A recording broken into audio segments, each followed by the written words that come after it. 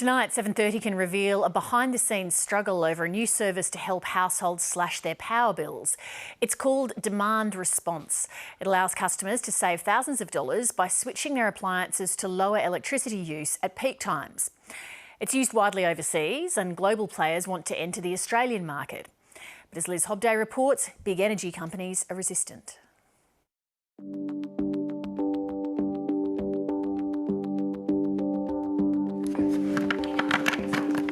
At home with a new baby during a cold winter, this Melbourne family is cranking up its energy use. He needs to stay warm, so we've definitely noticed an increase there. There are lots of onesies to wash too.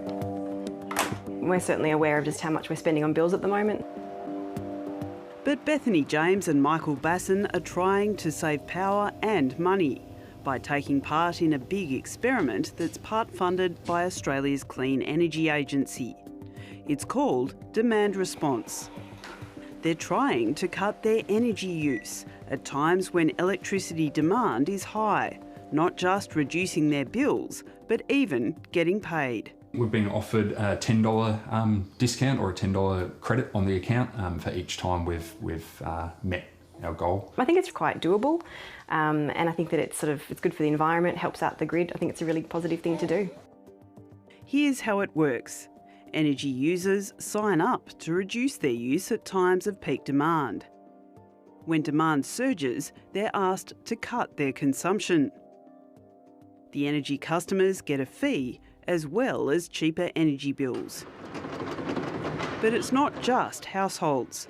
One company that's saved hundreds of thousands of dollars by taking part in the demand response trial is Oxford Cold Storage in Melbourne's west.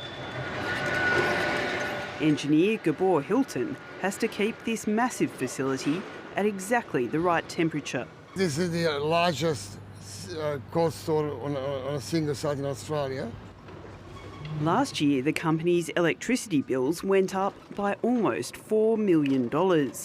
But reducing their power use for short periods with demand response has taken about 10% off those bills. I think it's fantastic. It helps to stabilise the grid, and it also helps the bottom line. Few people realise we pay a lot for electricity during the heat waves of summer. Generally, wholesale energy is about $100 a megawatt hour. During summer, it goes up to $14,500 a megawatt hour, and we all pay for that. Demand response is also being used during heat waves to prevent blackouts, when poles and wires companies force big energy users to switch off their power. What we're saying is that's proven the technologies. Let's open it up as a market option. So let's unleash competition with demand response competing against generation to lower prices for all consumers. Energy policy analyst Dan Cass says the demand response trial has been a big success. He now wants to change the rules governing Australia's electricity market to allow specialist demand response providers to compete directly with energy companies. The energy companies are opposing demand response because they know it means competition, and competition means lower profits. It's that simple. It will benefit their consumers if we get this reform, and they are standing in the way. Some big energy-hungry businesses have already cut demand response deals with their energy retailers. But under the current rules, new providers aren't allowed to participate in the wholesale energy market. There are some players in the market that view demand response categorically as a threat. I don't think it's about us. I think it's about there being an increased competition in the market, which drives down prices. Jeff Renault is from an Italian-owned company called NLX, a global player in demand response. What do you think is holding back demand response in Australia? Regulatory framework, that's it. The technology is proven, the customer willingness to provide the resources proven, the kit is already out there. The Energy Council represents Australia's biggest energy companies and wants the demand response market limited to energy retailers. Well, we don't see that there is any need for demand response to be delivered by anyone other than retailers and their customers. That direct contractual relationship has worked very well. The ACCC says that it strongly supports the opening up of the demand response market. If even the ACCC is in favour, why should people believe that you're on the side of consumers and not on the side of preserving the market share of your members? We are on the side of consumers because we know that consumers are doing it tough when it comes to paying their energy bills.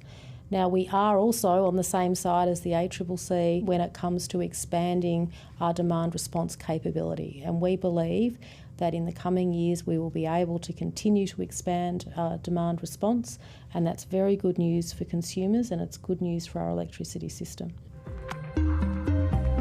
One of Australia's biggest power companies, Energy Australia, has also been taking part in demand response trials. We're very supportive of demand response, and what we've found is it needs to be simple and affordable for customers. When we look at some of the proposed rules, they look complex and expensive, so we're not sure they're going to work.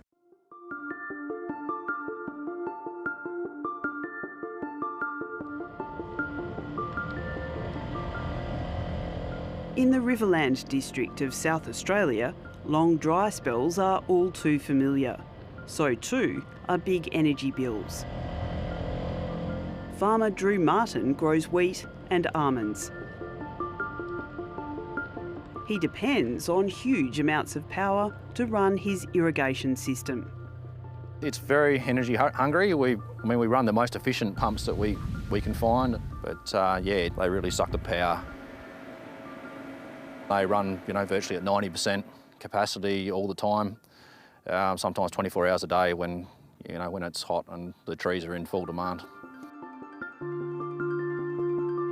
Despite investing in solar panels and diesel generators, his electricity bills are about $250,000 every year. Electricity prices have been a huge problem for us. It's up there now as one of the biggest inputs to running an irrigation property. Drew Martin is trying to run his own kind of demand response by going off the grid when electricity prices get too high. He supports opening up the demand response market. I think it's time that the Australian Energy Regulator and the Commission really listen to business owners and fight for us. These network providers, most of them aren't even owned by Australians, so why should they get a leg up? It has to be fair. Within weeks, Australia's Energy Market Commission is set to make a draft ruling on whether to allow new players into the demand response game. For some, it's a decision worth millions. For others, the stakes are much smaller. But for many households, it could make a crucial difference. I think it's a really great thing. It means you save money and it reduces the stress on the grid, so it means that hopefully there's no blackouts and things that will affect people on a bigger scale just by a few people making a few choices in their day-to-day life.